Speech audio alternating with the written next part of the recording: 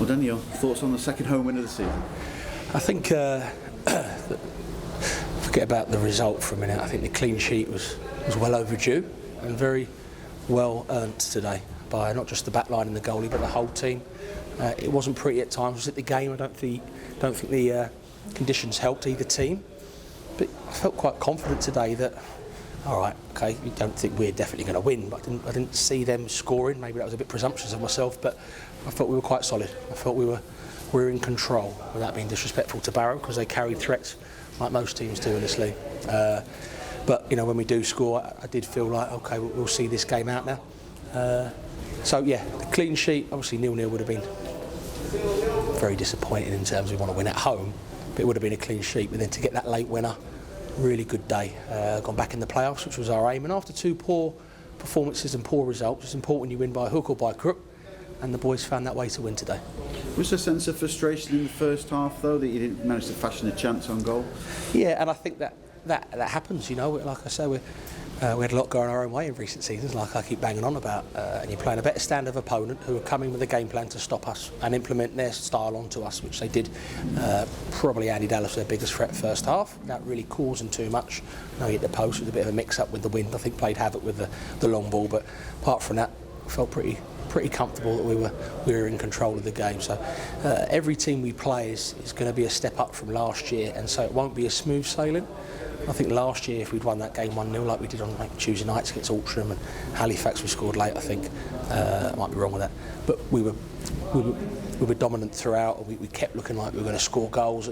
In this league it's different, you know, there are going to be frustrations, there are going to be moments where you have to ride storms. There's going to be a bit of neck injury at times when you're doing that, watching the ball go from end to end, because needs must at times, and I thought second half especially we looked like a team of men who were really fighting to the cause, like I say, by any means necessary to get those 3 points. It took the changes again to make the goal, didn't it, really? So, but obviously it's heavy conditions out there today, though, weren't they? Yeah, and I think, you know, it's I'm very quick not to make excuses about injuries, because we have built a squad to deal with that, and to be in the playoffs as a newly promoted team, I think is a credit to all the players so far who have contributed, which is many. So yeah, the lads have come on. Coco's corner, Grimesy scores, perfect. Dobbs works his shots off when he comes on, as does Griggy, and the lads who come off put a shift in as well. And I think it was nice today, because there wasn't a lack of effort against Accrington or Harrogate. It was probably just a little bit of lack of quality as a team, and not really playing the way we wanted to play. I'm not saying we ticked all the boxes today, but the biggest tick is the 3 points. I think all our fans will be happy tonight seeing us go back in that top 7. The manager at the start of the game dropped Tom Naylor back into midfield. What was the thinking there? It's very hard to answer without making it sound like someone's not doing well in there who they're replacing. So Banksy and DJ are two fantastic footballers who've had a good season so far. Tom primarily was a midfielder. Just felt it was time to put back in his midfield slot. I think he gets on second balls, he wins tackles, it's his known position. DJ played ever so well, Banksy comes on and contributes to the win. Tyrone needs a special mention, be very patient, comes in. I think he's kept probably the most clean sheets out of defenders. He's very quick to remind us of that. So and Grimesy comes on, you know, Harvey was chosen to play it instead of him today, and Gaffer Paul Grimesy explained his reasons, and Grimesy, being the great lad he is, takes it, trains brilliantly. First one to congratulate Harvey on his start, and comes on and acts like a captain. So pleased that he's got the winning goal today, especially.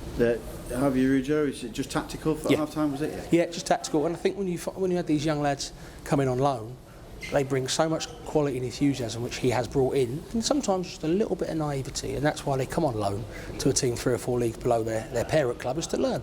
And as long as they learn at trying to do the right things, you don't mind mistakes. And him coming off at half time, he's disappointed. The second half, he's punching the air and cheering the lads when we score, and that's great, because they've all got to play a part. So for Grimesy being professional when he's left out, Harvey was also very professional when he got subbed today. I wondered whether they would make a change, because both centre halves have been on a yellow card as well. Did that play into it as well? Not necessarily. No. I just think it was probably the right time to bring on your captain and your leader as such. And as I say, in hindsight, it worked very well because he gets the winning goal. But yeah, it wasn't like, oh, I've got to get Harvey off the pitch. Gaffer's got experience. He knows when to make those changes, and today it worked wholeheartedly. Not the day for Paddy Madden today, was it, really, I think? Sometimes it can be very frustrating, as that one up front, you know, especially when it's a bit of a scrappy game, because you can be a bit isolated. But, you know, Will Grigg has been that one up front for only more games than Paddy, and he got Player of the Month the other week and scored one of the top scorers. So even though you're isolated, we still like to create chances for that one up front.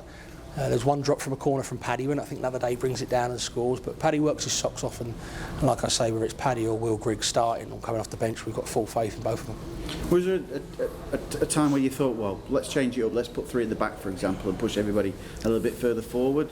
No, I think it's always in your mind when you've lost 2 on the trot and you're dying for a clean sheet at home. You're thinking you don't want to lose 1-0 and carry on that 3-game losing streak. It was important we put that to an end. We wanted to win. But when it's a game as tight as that, you've got to make sure you don't lose, especially when we've conceded quite a few late goals. Well, quite a few, but last week was a killer right near the end of the game, wasn't it? So, yeah, I don't think you have to be careful because the gaffer's big on his style of playing, continuing that throughout the 90-plus minutes. Patience being the key word, which you hear him shout a lot. And I think, obviously, the corners come from that, which led to the goals. But the build-up and the patience is something the gaffer talks about from every day in training, to be honest.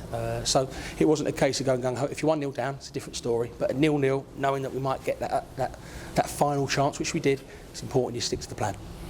Big week this week as well, leading to a good cup tie as well against Exeter. Unfortunately, it's a long way to travel, isn't it, though? Yeah, and listen, if it hadn't gone our way today, myself or the gaffer would probably be trying to put a positive spin on it and looking forward. But you know, if I'm honest, it was really important we got a good result today going into an FA Cup game because if you had lost or even drawn, you're thinking get this cup game out of the way. You want to get back onto the winning bandwagon, and it makes it even sweeter when you look at your phone after the game and see that we've got in that top 7. Max Thompson on the bench today. That's a positive for you. He's back from injury, isn't it? Is there any other good news you think this week? Well, we've had some dates on specific players, and none of them really go past January 1st, so that's positive.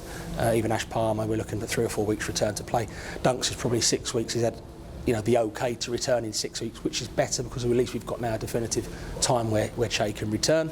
He's been keeping himself fit but can't do any heading due to the neck injury. People like Flecky mid-December, so we're OK. And I think you saw today we've got a good squad. The lads coming off the bench are certainly making a difference right now.